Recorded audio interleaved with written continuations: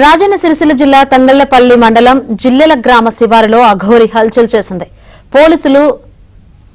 దాంతో అఘోరి పోలీసులతో వాగ్వాదం దిగింది. కాగా ఫిబ్రవరి 3వ తేదీన అంటే ఇవాళ వేములవాడ రాజరాజేశ్వర స్వామి ఆలయంలోని దర్గాను కూల్చేస్తానని ఇటీవల సోషల్ మీడియాలో అఘోరి ఛాలెంజ్ చేసింది. ఈ నేపథ్యంలో ఆమెను తంగళ్లపల్లి పోలీసులు అడ్డుకున్నారు.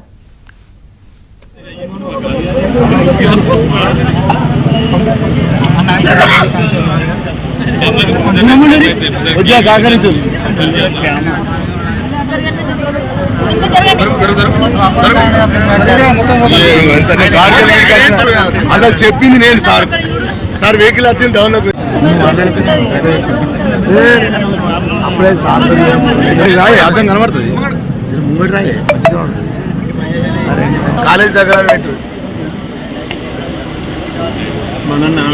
వీడియో తీస్తూ అందరు ఐలమ్మారు అందరు మాత్రమే కాదు.